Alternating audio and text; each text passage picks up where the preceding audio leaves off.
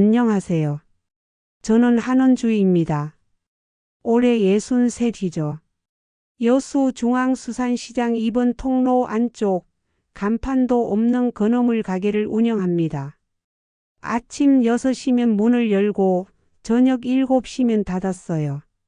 30년째 그렇게 살았습니다. 멸치, 북어, 다시마, 김. 손님들은 제 얼굴만 봐도 뭘 찾는지 알아요. 저도 그분들 장바구니 크기만 봐도 오늘 뭘 담아드려야 할지 짐작하죠.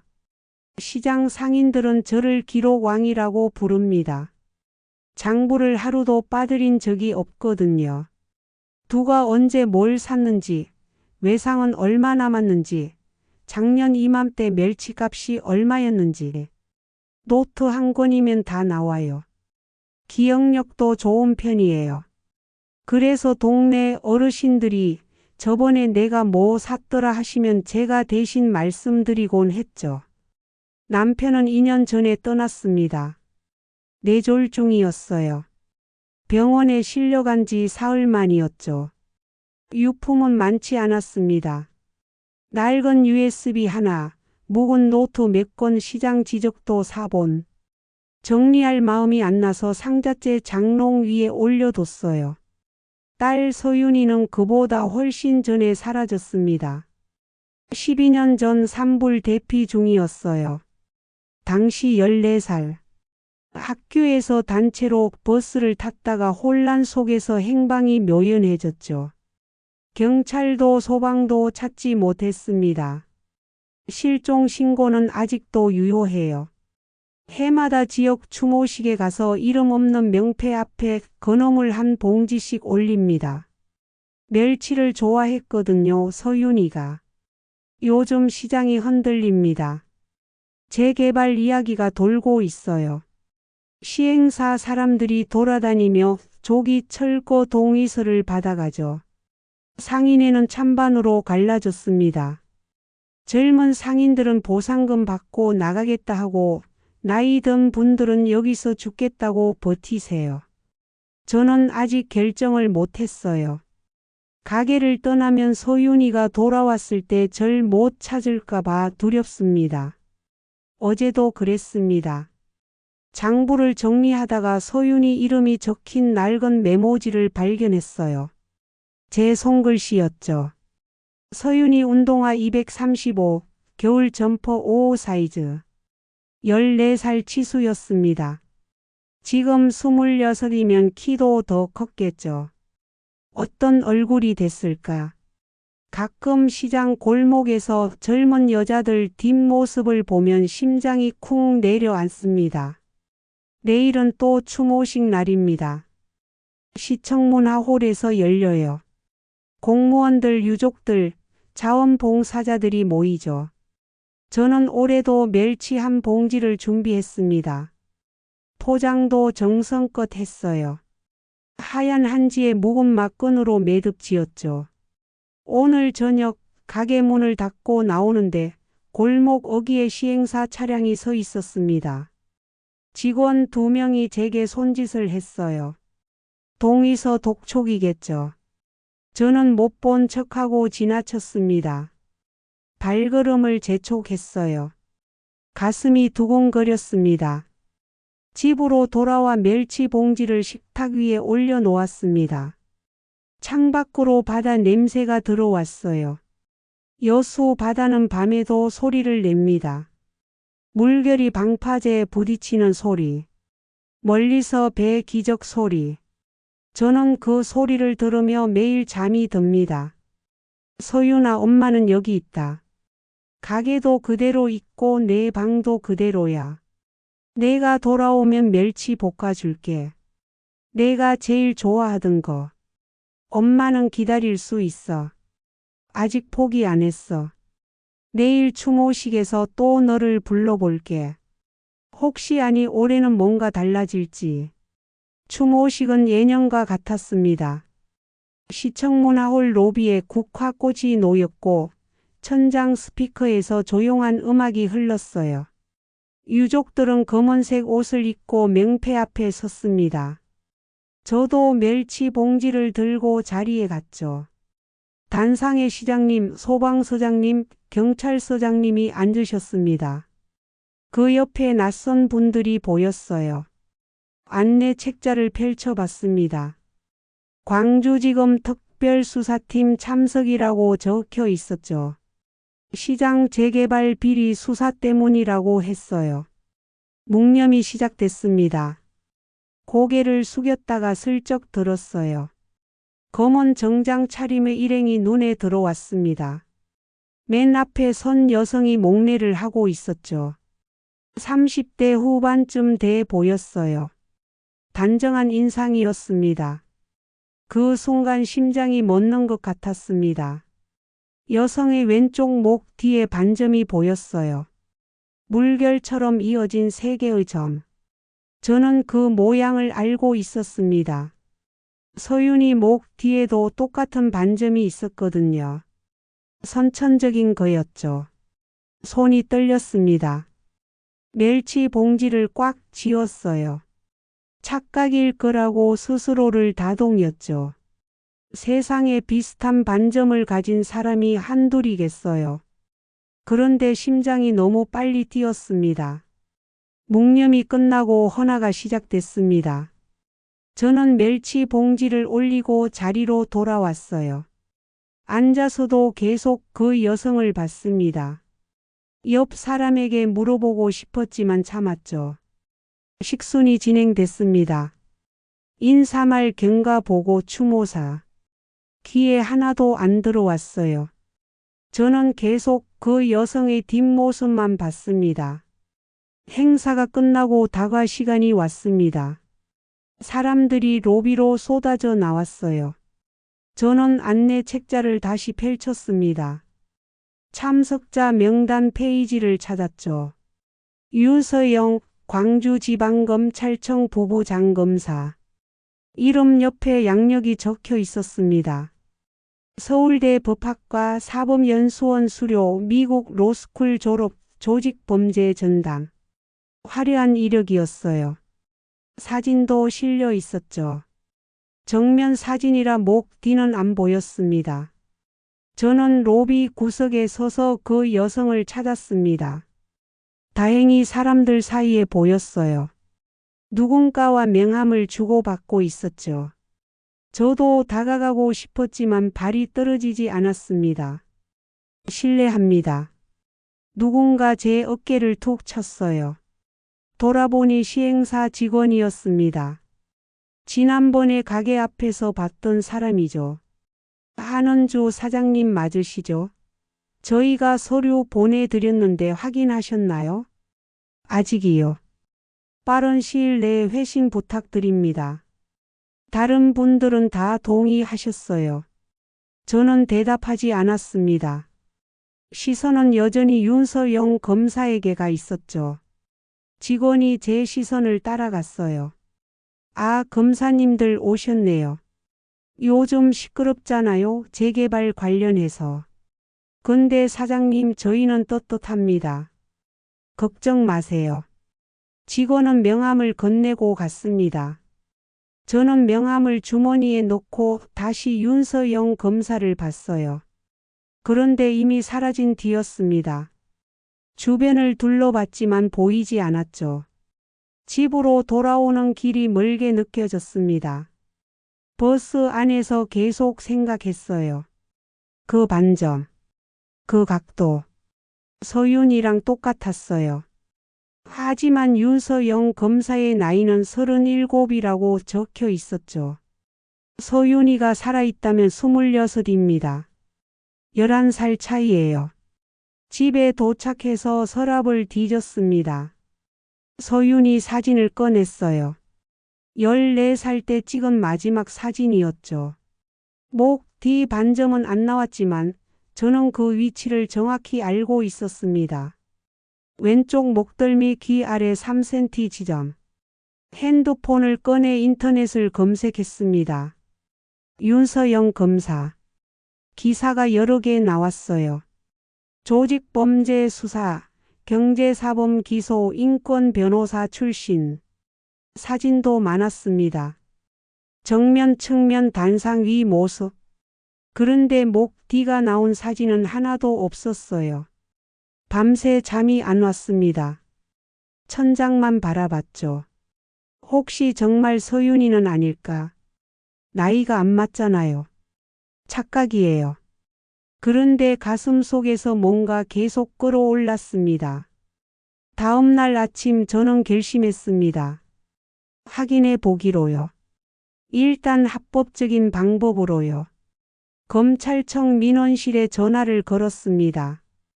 윤서영 검사님과 면담하고 싶은데요. 어떤 용건이신가요? 개인적인 일입니다. 죄송하지만 수사 관련 아니시면 어렵습니다. 전화가 끊겼습니다. 저는 명함을 다시 꺼냈어요. 시행사 직원 명함 검찰청 안내 책자. 책자 뒤에 민원 접수 안내가 있었습니다.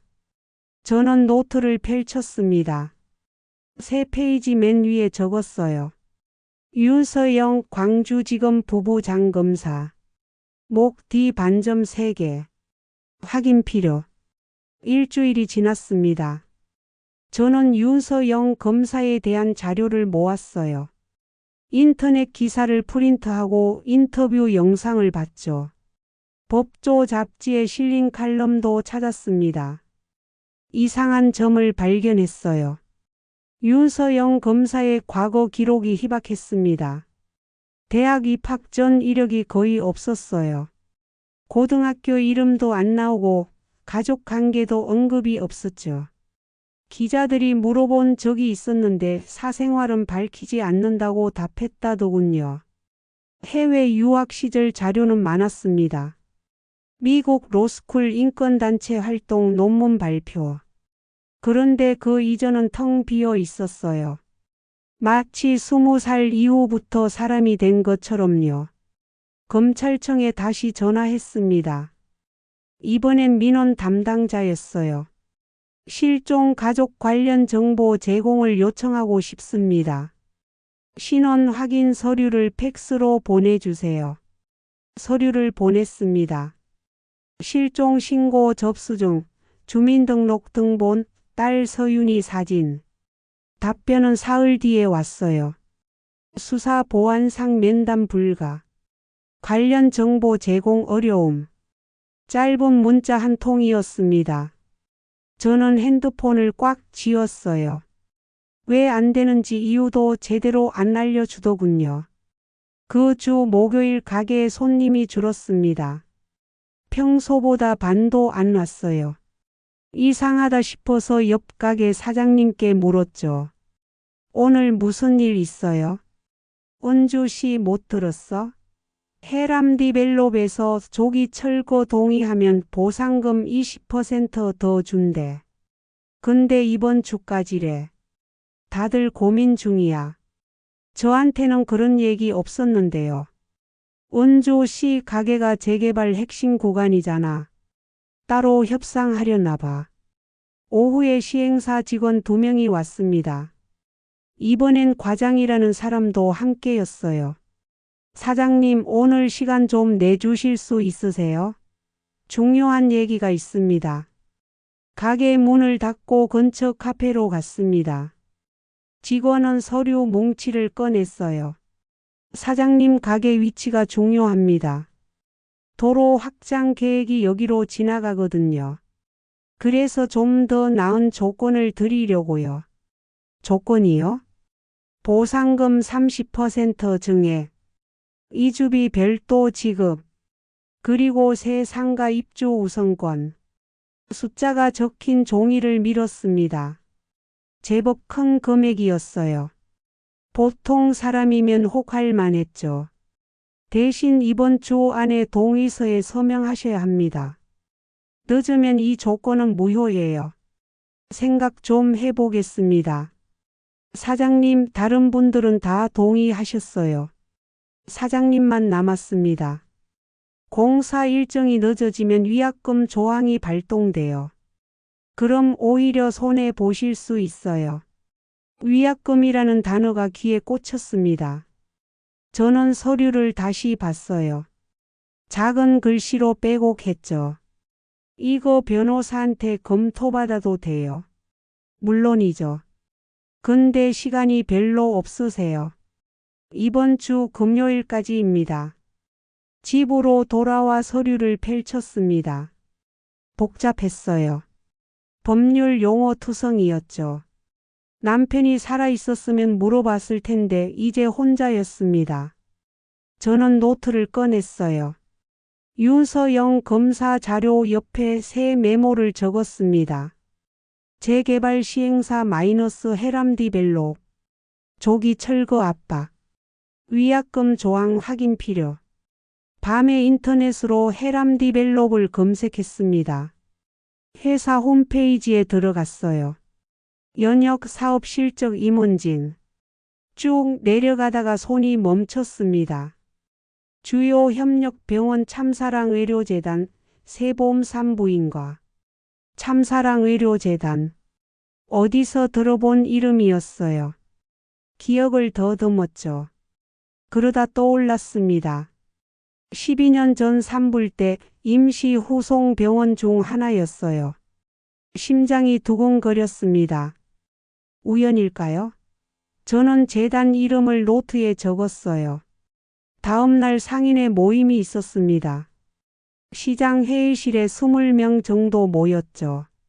안건은 재개발 동의 여부였어요. 회장님이 말문을 열었습니다. 여러분 현실적으로 생각합시다. 시장은 이미 기울었어요.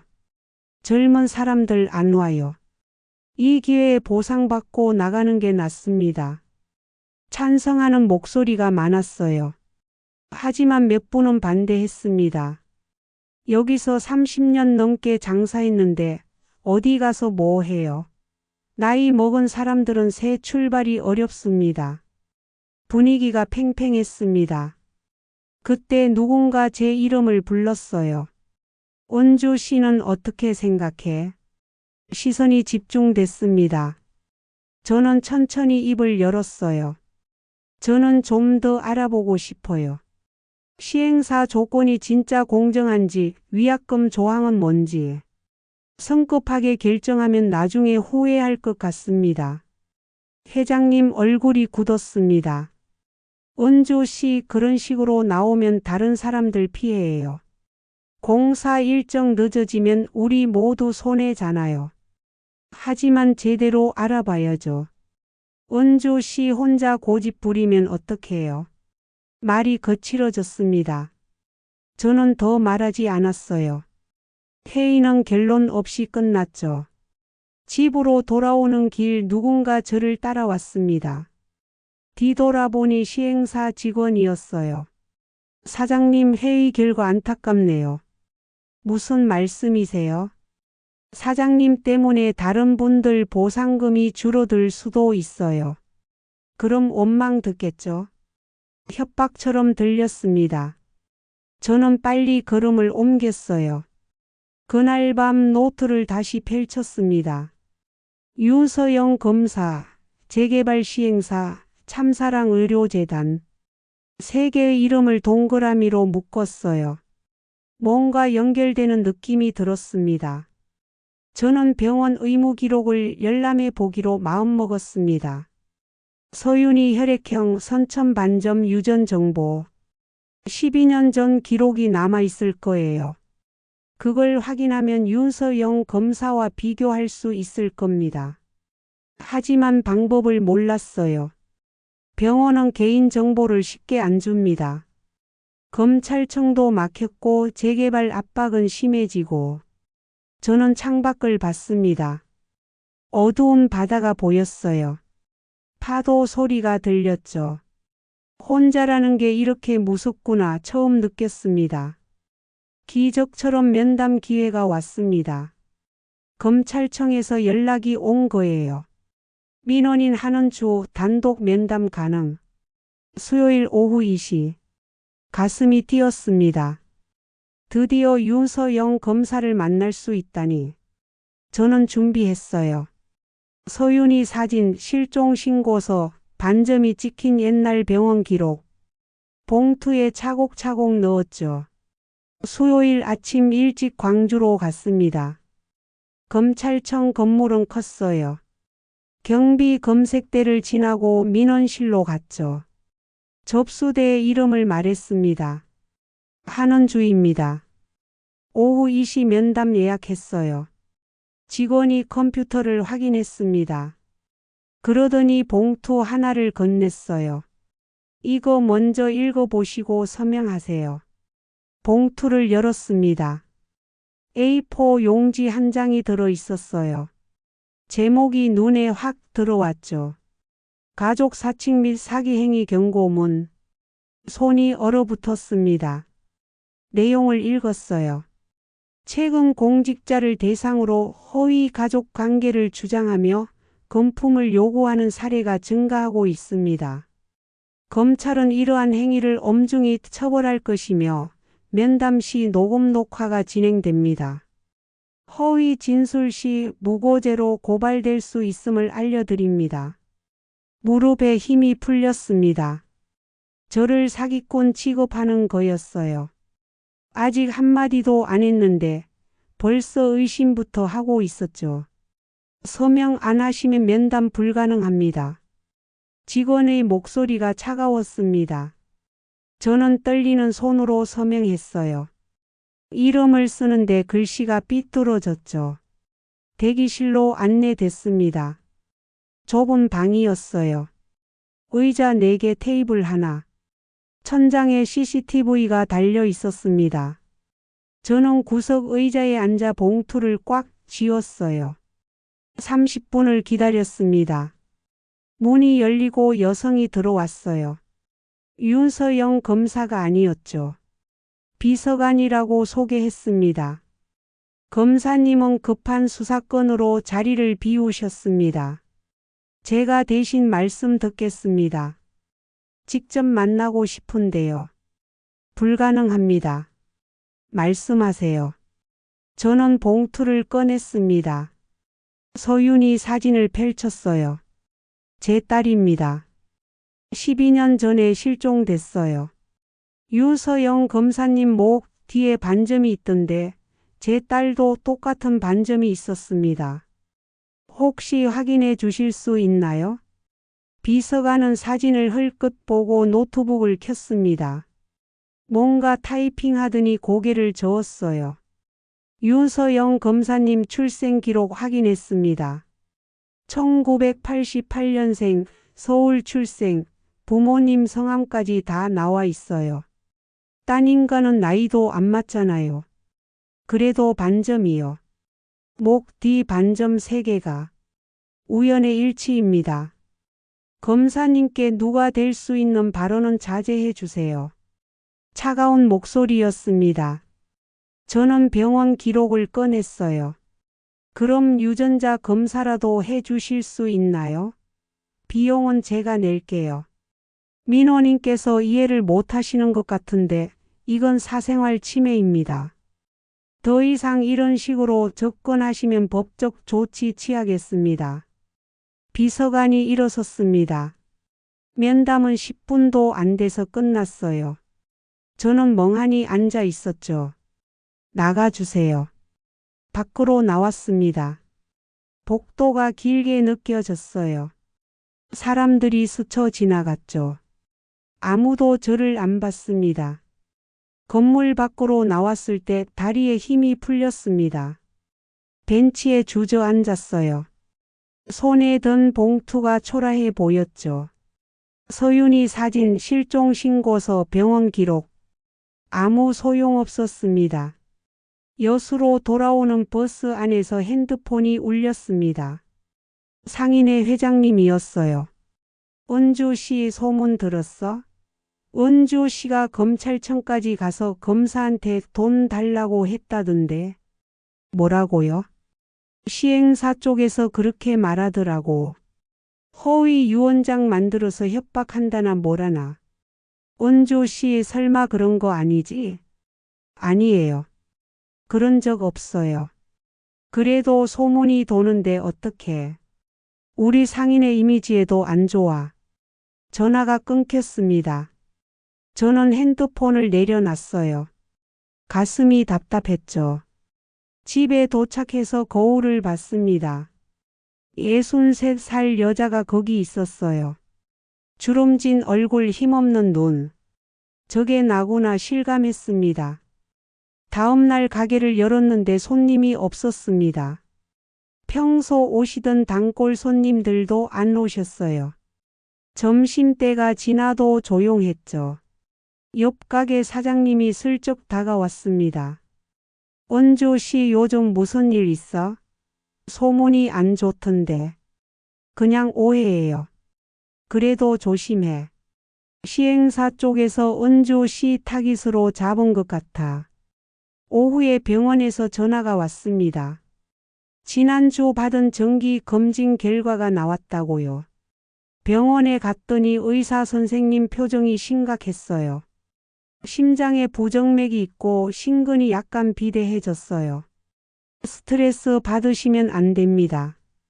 무리한 활동도 삼가세요. 심각한 건가요? 지금 당장은 아닌데 관리 안 하시면 위험해요. 약 처방해 드릴 테니 꼭 드세요. 약봉지를 받아 들고 나왔습니다. 손에 힘이 없었어요.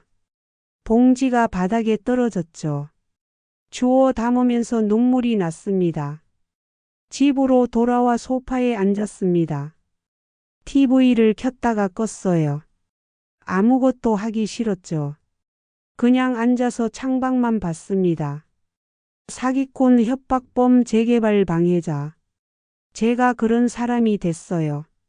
아무도 제 말을 안 믿었습니다. 그때 장롱위가 눈에 들어왔습니다. 남편 유품 상자. 2년 동안 열어보지 않았던 상자요. 저는 의자를 가져와 상자를 내렸어요. 먼지가 쌓여 있었죠. 뚜껑을 열었습니다. 오래된 노트 USB 서류 뭉치. 남편 필체가 빼곡했어요. 첫 페이지를 펼쳤습니다. 산불 대피 버스 승차 명단. 병원 후송 리스트. 임시 보호소 배치도. 심장이 쿵 내려앉았습니다.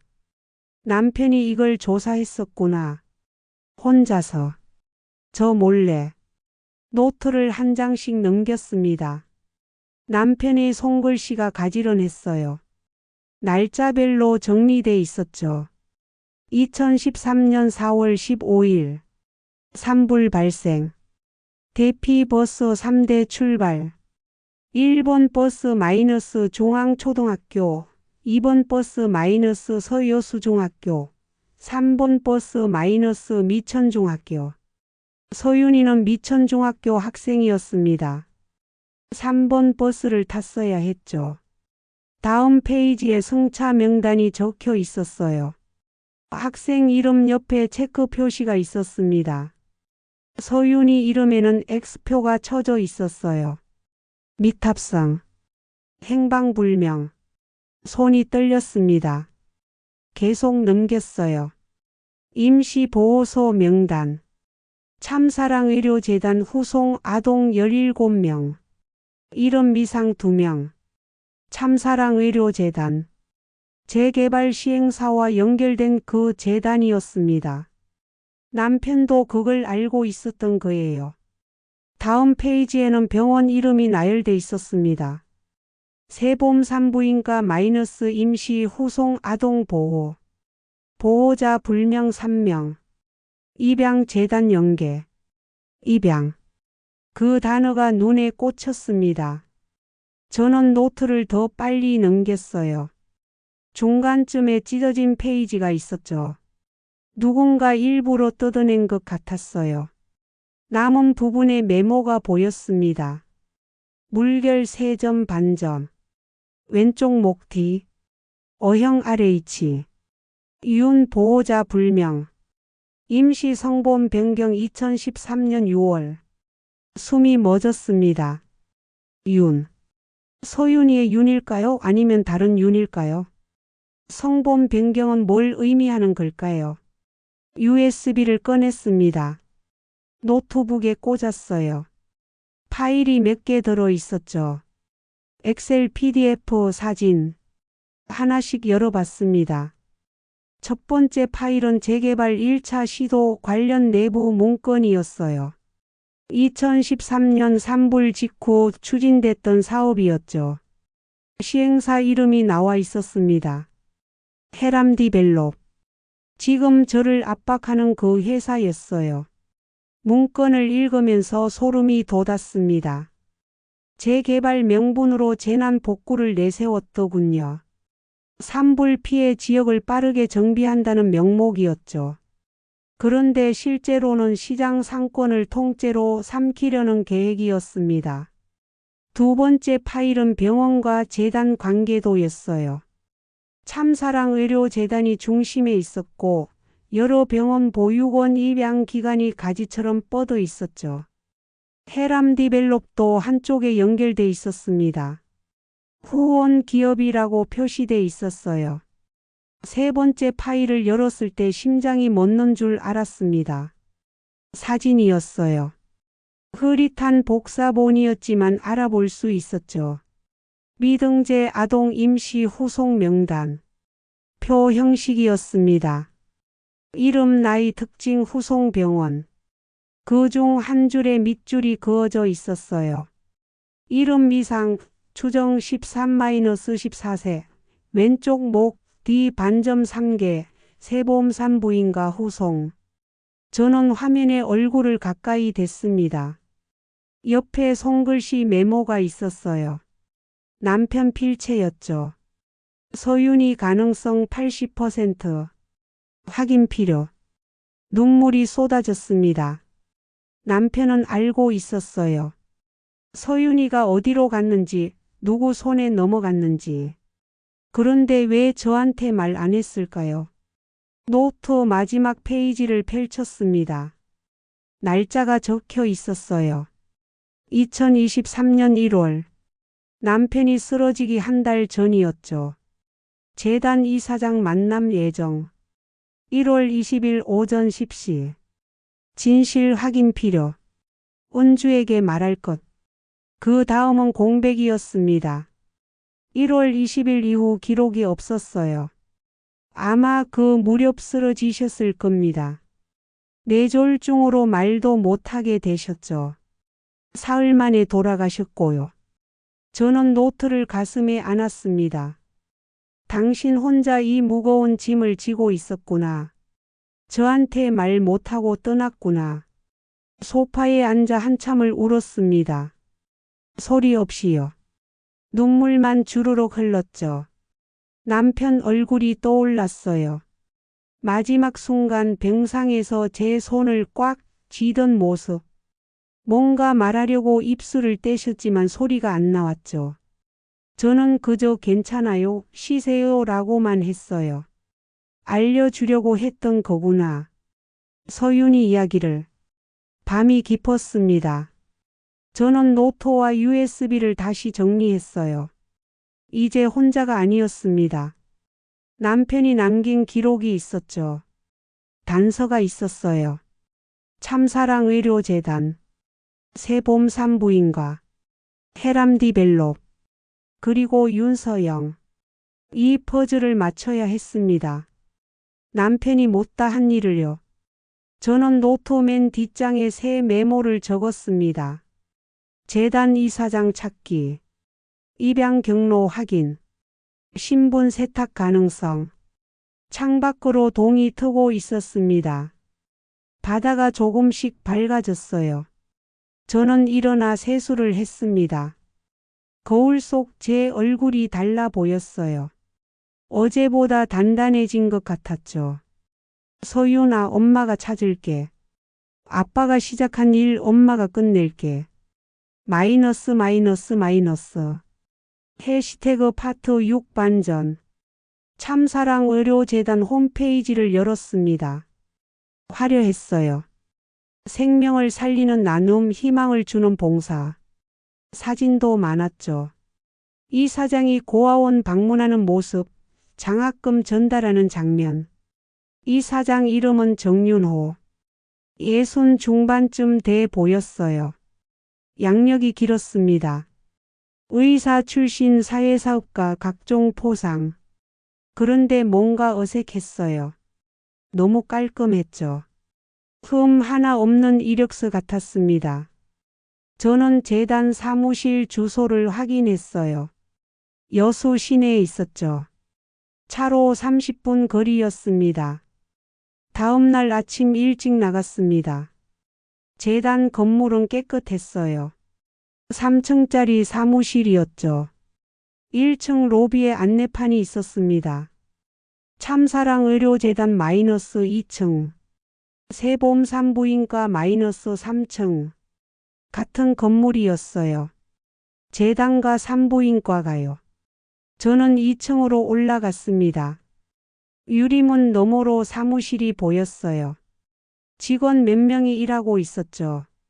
문을 열고 들어갔습니다. 무슨 일로 오셨어요? 젊은 여직원이 물었습니다. 저는 준비한 말을 꺼냈어요. 기부 상담 받으러 왔습니다. 아, 네. 여기 양식 작성해 주세요. 종이를 건넸습니다. 저는 대충 채웠어요. 이름, 연락처, 기부 항목. 사무실을 둘러봤죠. 벽에 상패가 걸려 있었어요. 보건복지부 장관상, 사회공헌 대상. 한쪽에는 사진들이 액자에 담겨 있었습니다. 그 중 하나가 눈에 들어왔습니다. 2013년 사진이었어요. 산불 피해 아동 긴급 지원 현수막 앞에서 찍은 단체 사진이었죠. 정윤호 이사장이 가운데 서 있었고 양옆에 아이들이 있었어요. 저는 사진을 자세히 봤습니다. 아이들 얼굴은 모자이크 처리돼 있었어요. 개인정보 보호 때문이겠죠. 그런데 한 아이의 목 뒤가 살짝 보였습니다. 반점이었어요. 물결 모양 3개. 손이 떨렸습니다. 저는 핸드폰을 꺼내 사진을 찍으려고 했어요. 손님, 사진 촬영은 금지입니다. 직원이 다가왔습니다. 저는 황급히 핸드폰을 주머니에 넣었죠. 죄송합니다. 그냥 멋있어서요. 상담은 다음 주에 가능합니다. 연락드릴게요. 밖으로 나왔습니다. 계단을 내려가다가 3층이 생각났어요. 새봄산부인과. 거기도 가봐야 했습니다. 3층으로 올라갔습니다. 산부인과 대기실이었어요. 임산부 몇 명이 앉아 있었죠. 저는 구석 의자에 앉아 주변을 살폈습니다. 접수대 뒤에 서류 캐비닛이 보였어요. 오래된 것 같았죠. 혹시 12년 전 기록이 거기 있을까요? 1시간쯤 지났을 때 직원이 자리를 비웠습니다. 화장실 가는 것 같았어요. 저는 재빨리 일어나 접수대로 갔습니다. 캐비닛을 열었죠. 파일이 빼곡했습니다. 연도별로 정리돼 있었어요. 2013년 폴더를 찾았습니다. 꺼내서 펼쳤죠. 긴급 후송 아동 명단. 서둘러 사진을 찍었습니다. 손이 떨려서 초점이 안 맞았어요. 다시 찍었죠. 거기서 뭐 하세요? 직원이 돌아왔습니다. 저는 파일을 도로 넣고 돌아섰어요. 화장실 어디 있어요? 복도 끝입니다. 간신히 빠져나왔습니다. 건물을 나와 차에 탔어요. 심장이 터질 것 같았죠. 핸드폰 사진을 확인했습니다. 흐릿했지만 읽을 수 있었어요. 이름 미상 아동 3명. 그 중 하나에 메모가 있었습니다. 희귀형 골수 기증 매칭 성공. 입양 재단 연계. 성본 변경 완료. 희귀형 골수. 갑자기 떠올랐어요. 서윤이가 초등학교 때 헌혈 행사에서 혈액 검사를 받은 적이 있었죠. 희귀형이라고 했었어요. RHAB형. 100명 중 1명꼴이라고요. 재단이 그걸 이용한 거였습니다. 골수 기증이라는 명목으로 아이들 신분을 세탁했던 거예요. 입양 서류를 조작하고 성본을 바꾸고 새 사람으로 만들었죠. 저는 차에서 한참을 앉아 있었습니다. 분노가 치밀었어요. 어떻게 아이들한테 이런 짓을 할 수 있죠? 선행 포장 아래 범죄가 숨어 있었던 겁니다. 집으로 돌아와 정보 공개 청구서를 작성했습니다. 보건복지부, 여수시청, 경찰청 모든 곳에 보냈어요. 참사랑의료재단 2013년 긴급 후송 아동 명단 공개 요청. 그리고 국회 상임위원회 민원 게시판에도 글을 올렸습니다. 입양 사기 의심 사례 제보. 사흘 뒤 전화가 왔습니다. 광주지검이었어요. 한원주시 진정서 접수됐습니다. 담당 검사 배정됐으니 조만간 연락드리겠습니다. 담당 검사가 누구신데요? 윤서영 부부 장 검사님입니다. 전화를 끊고 나서 저는 멍하니 앉아 있었습니다. 윤서영 검사에게 배정됐다니. 우연일까요? 아니면 누군가 의도한 걸까요? 며칠 뒤 검찰청에서 다시 연락이 왔습니다. 이번엔 윤서영 검사 직통이었어요. 한원조 씨 제출하신 자료 검토했습니다. 몇 가지 확인하고 싶은 게 있어요. 내일 오전 10시에 만날 수 있으세요? 네, 가겠습니다. 다음 날 검찰청에 갔습니다. 이번엔 대기실이 아니었어요. 윤서영 검사 집무실로 안내됐죠. 문을 열었을 때 그가 서 있었습니다. 정장 차림이었어요. 책상 위에 서류가 펼쳐져 있었죠. 앉으세요. 저는 의자에 앉았습니다. 윤서영 검사가 서류를 넘기며 말했어요. 한원주 씨 딸 한서윤. 2013년 실종 신고. 당시 14살. 왼쪽 목 뒤 선천 반점 3개. O형 RHAB형. 제 자료를 다 확인했더군요. 검사가 고개를 들었습니다. 저도 궁금한 게 생겼습니다. 제 출생 기록을 다시 조회해 봤거든요. 서류 한 장을 저한테 밀었어요. 2013년 6월 임시 성본 변경 기록이 있습니다. 그 전 기록은 공란이에요. 양부모님도 그 시기에 입양 서류를 받으셨고요. 숨이 멎었습니다. 윤서영 검사가 목 뒤를 손으로 만졌습니다. 반점이 있는 자리였죠. 저도 확인이 필요합니다. 유전자 검사 동의하시겠습니까? 저는 고개를 끄덕였습니다. 눈물이 났지만 참았어요. 네, 하겠습니다. 유전자 검사 결과는 일주일 뒤에 나왔습니다. 검찰청 회의실에서 결과를 받았어요. 윤서영 검사, 저 그리고 법의학 전문의가 함께 있었죠. 전문의가 서류를 펼쳤습니다. 모녀 확률 99.97%입니다. 의심의 여지가 없습니다. 저는 눈을 감았습니다. 심장이 쿵쿵거렸어요. 12해. 12해 만에 딸을 찾았습니다. 윤서영 검사는 가만히 앉아 있었어요. 표정이 없었죠. 손은 떨리고 있었지만요. 추가 조사가 필요합니다. 검사가 조용히 말했습니다. 참사랑의료재단, 새보험산부인과 헤람디벨로 세 기관의 연결 고리를 밝혀야 해요. 입양 서류 조작, 신분 세탁, 골수 기증 명목 사기. 전부 범죄입니다. 저는 남편이 남긴 USB를 꺼냈습니다. 이게 도움이 될까요? 검사가 USB를 받아 노트북에 꽂았어요. 파일을 열어보더니 표정이 굳었습니다. 이거 어디서 구하신 겁니까? 남편 유품에 있었어요. 돌아가시기 전까지 조사하셨던 거예요. 대단한 분이셨네요.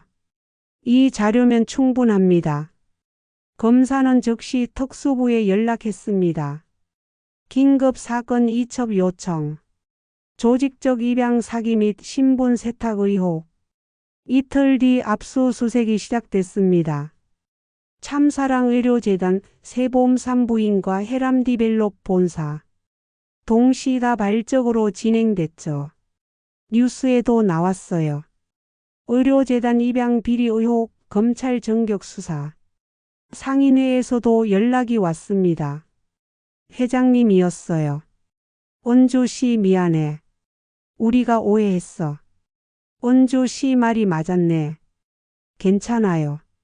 시행사가 비리 연루됐다던데. 재개발 계획 전면 재검토된대. 은주씨 덕분이야. 저는 대답하지 않았어요. 그냥 전화를 끊었죠. 한 달 뒤 재단 이사장 정윤호가 구속됐습니다. 업무상 배임 사문서 위조 의료법 위반. 시행사 임원 2명도 함께 잡혔어요. 뇌물 공여 입찰 담합. 법정의 증인으로 섰습니다. 저뿐 아니라 상인의 사람들도요. 우리는 장부, 사진, 지도, 녹음 파일을 증거로 제출했어요. 시장 공동체가 증인석에 섰습니다. 재판은 3달 걸렸습니다. 정윤호는 징역 8년을 선고받았어요. 시행사 임원들은 징역 5년과 3년. 법정 밖으로 나올 때 정윤호가 저를 봤습니다. 저는 눈을 피하지 않았어요. 똑바로 봤죠. 여수시는 재개발 계획을 전면 재검토했습니다. 보존형 리모델로 방향을 틀었어요. 상인 보호 대책도 발표됐죠. 저희 가게는 공동 브랜드 시범점으로 선정됐습니다. 유서영 검사, 아니 서영이는 조직 범죄 전담 라인을 새로 만들었어요. 유사 사건 재발 방지 시스템을 구축했죠. 언론에서 인터뷰 요청이 쏟아졌지만 거절했습니다. 저희는 조용히 만났어요. 처음엔 어색했죠. 12해 공백이 컸습니다. 서영이는 윤서영으로 살아온 시간이 더 길었어요. 저도 딸 없이 산 시간이 더 많았고요. 법적 이름은 그냥 두려고요. 서영이가 말했습니다. 이미 이 이름으로 살아왔으니까요. 대신 친족 관계는 정정할게요. 공적 기록에 엄마를 올릴게요. 그래도 돼. 저는 대답했습니다. 내가 편한 대로 해. 서영이가 처음으로 울었습니다. 소리 없이요. 저도 같이 울었어요. 검찰청 회의실에서 둘이 한참을 울었죠. 시장 사람들이 축하해 줬습니다. 떡도 돌렸어요. 옆 가게 사장님이 멸치를 한 박스 가져왔죠. 서영이가 좋아하던 거잖아. 이거 갖다 드려. 저는 웃으며 받았습니다. 바다가 보이는 식당에서 서영이와 밥을 먹었어요. 멸치 볶음을 시켰죠. 서영이가 젓가락을 들더니 한참을 봤습니다. 이 맛 기억나요? 정말? 어렴풋이요. 엄마가 해주시던 맛 같아요. 우리는 그렇게 천천히 시간을 채워갔습니다. 1년이 지났습니다. 서영이는 매주 토요일 여수에 내려왔어요. 아침 기차를 타고 와서 저녁 기차로 돌아갔죠. 시장 가게에 들러 함께 점심을 먹었습니다. 처음엔 말이 없었어요. 어색했죠. 그런데 조금씩 편해졌습니다. 엄마 이번 주 법정에서 재밌는 일이 있었어요. 그래? 뭔데? 피고인이 제 이름 보고 놀라더라고요. 예전에 제가 고발한 사람이래요. 세상 참 좁다. 우리는 그렇게 소소한 이야기를 나눴어요. 일상을 채워갔죠. 가게는 리모델링을 했습니다. 간판도 새로 달았어요. 한은주 건어물 63년 전통. 시에서 지원금을 줬죠. 한쪽 벽에는 작은 전시 코너를 만들었어요. 남편이 남긴 노트, 옛날 사진, 시장 역사 자료. 손님들이 관심 있게 봤습니다. 사장님 대단하시네요. 이 기록 다 정리하셨어요? 남편이 해놓은 거예요. 저는 그냥 정리만 했죠. 저는 남편 노트를 디지털로 옮겼습니다. 스캔해서 파일로 만들었어요. 그리고 실종입양 기록 찾기 시민 모임을 만들었죠. 저처럼 가족을 찾는 사람들이 모였습니다. 매달 둘째 주 목요일 시청 회의실에서 만났어요. 제 아들도 산불 때 사라졌어요. 할머니 한 분이 말씀하셨습니다. 은주 씨처럼 저도 찾고 싶어요. 같이 찾아봅시다. 제 자료 다 공유할게요. 우리는 서로 힘이 됐습니다. 혼자가 아니라는 게 중요했어요. 서영이는 검찰 내 조직범죄 전담팀을 키웠습니다. 인력도 늘리고 시스템도 개선했죠. 비슷한 사건이 또 터졌어요. 다른 지역 입양 사기. 서영이 팀이 수사를 맡았습니다. 한 달 만에 조직을 적발했죠. 엄마 덕분에 이 일 할 수 있어요. 서영이가 말했습니다. 엄마가 포기 안 하셨으니까 제가 여기 있는 거잖아요. 아니야. 내가 강해서 살아남은 거지. 둘 다예요. 우리는 웃었습니다. 심장 검사도 다시 받았습니다. 부정맥이 많이 좋아졌대요. 약을 꾸준히 먹고 스트레스를 줄였더니 효과가 있었죠. 건강관리 잘하고 계시네요. 이대로만 유지하세요. 의사 선생님이 웃으며 말했습니다. 저도 기분이 좋았어요. 어느 토요일 서영이와 바닷가에 갔습니다. 여수 앞바다가 보이는 방파제였어요. 우리는 나란히 앉아 파도를 봤죠. 엄마 12해 동안 뭐 하셨어요? 서영이가 물었습니다. 널 기다렸지.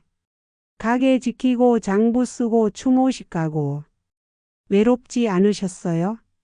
외로웠지. 근데 포기는 안 했어. 서영이가 제 손을 잡았습니다. 따뜻했어요. 저도 엄마 생각 많이 했어요. 기억은 안 나는데 마음 한구석이 늘 허전했거든요. 이제 괜찮아. 네. 이제 괜찮아요.